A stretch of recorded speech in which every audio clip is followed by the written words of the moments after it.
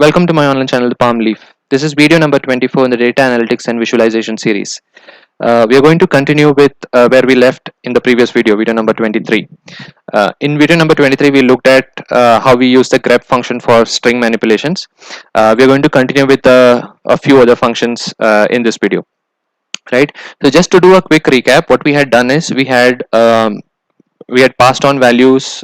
We have passed on three string values: hippopotamus, rhinoceros, and time for bottomless lyrics, as a concatenation vector into the variable g, right? And then we had passed on a pattern which is t dot m. And just to recap, the dot represents absolutely any character apart from a new line, right? So it can mean tam, tim, t1n, 1m, t $m, so on and so forth, and we have passed that onto the variable p, right?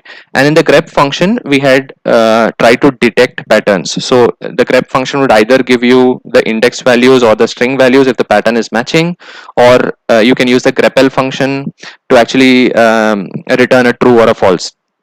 Right. In this video, we're going to see how we can locate, replace, or extract patterns. Right. Now, let me just quickly run line number 255. What we're trying to do here is we are going to use a function called as regexpr. And how does that work? The regexpr function, it works similar to that of the grep function. I mean, you just have to write regexpr, and in the parenthesis, it's pattern comma string, right? And what does it mean? It actually helps you locate where the pattern is in that string. So if you look at the output that has been returned, you see that it is 10, -1, and 1 in the match dot length aspect, right? A -1 represents that there is no match, right? And what does 10 mean? So if you look at the pattern t dot m, you can see that tam is present in hippopotamus, right? This is in position 10.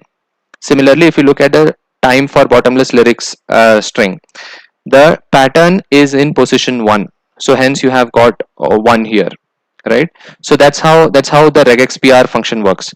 Now, how is the gregxpr function different? So the moment you add a g in the front, um, it it actually applies to all the kind of functions, right? So if you have regexpr, which is for the first pattern, or the first only the I mean the pattern will be located only for the first time in the string. If the pattern repeats multiple times in the same string, then you have to use gregxpr if you want to extract that. So let me just quickly run that and show you the difference, right? So what do you see here? In the previous function, we had just this much coming up, but when you use gregxpr, you have got three different entries coming up. And do you see any difference? So here you see only 10. So there's no difference here. It is not a match, and hence it is -1. But if you look at the last one, right, this is time for this is the third value, right? Time for bottomless lyrics. The moment you do that, you see that it's coming as 1 and 13.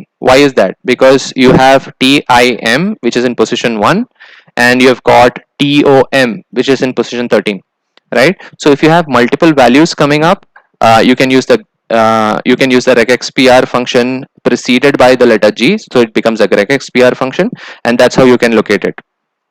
Right. Now let's look at how you can replace patterns, and it is again very simple, right? You use the sub function, and the function is, you start off with sub, and then you put the pattern, you put the replacement of what you want to replace it with, and followed by string, right? So we have p as the pattern and g as the string. Let's say we want to replace all our p patterns. So anywhere you see t dot m, you want to replace it by, let's say, hhh, right? Let me just quickly run this and show you. So you can see here, right, all the hippopotamus, the tam has been replaced by hhh. There's no change in the second value, but for the first value again, you see that it is hhh. Coming right up front, but you see that tom is not, I mean the second pattern is not affected, right? So if you want to affect the second pattern, similar to the gregxpr function, you use g sub instead of sub, and the moment you do that, you can see that even the second tom in the second value also got replaced by hhh. This is a very simple and powerful string manipulation function, which you can use to actually replace a set of patterns. For example, if you have got some preceding spaces, or let's say you have got some stray values, if you want to truncate, let's say a file location or an HTML code, or if you want to identify, let's say, some IP address but only the last few digits of the IP address, or if it is a code and you want to replace that code by the actual value, you can use these functions, right? Now before we close, let's look at the extracting pattern syntax, right? So what we are going to use here is we are going to use the reg matches formula, and in the reg matches we are just going to use string, and then inside the string we are going to use a regexpr, right? So what does this do? Let me just quickly run it so that it's clear. What does this give me? This gives me, so if I have a pattern and I just want the pattern, right? So if I use regexpr and I call reg matches, it will only give me the values. It will only give me the patterns that are coming out. It won't give me anything else, right? And the moment you replace that with regexpr, it will give you for every string, it will start giving you all the values. So for string 1, which is hippopotamus, you have tam. Character character 0 is, it means a null value because it doesn't match. And in the last string, you see that tim and tom both are coming up.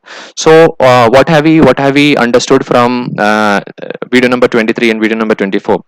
Using grep, regexpr, sub and reg matches, we can detect, locate, replace and extract patterns what we want, right?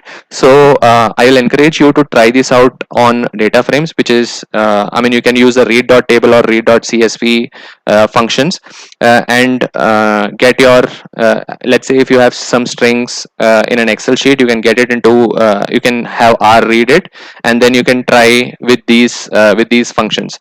I'll try and cover some of these in some of the subsequent videos where I'll be looking at different types of examples, right? It was nice looking at these patterns. Hope to see you in the next video. Thanks for watching.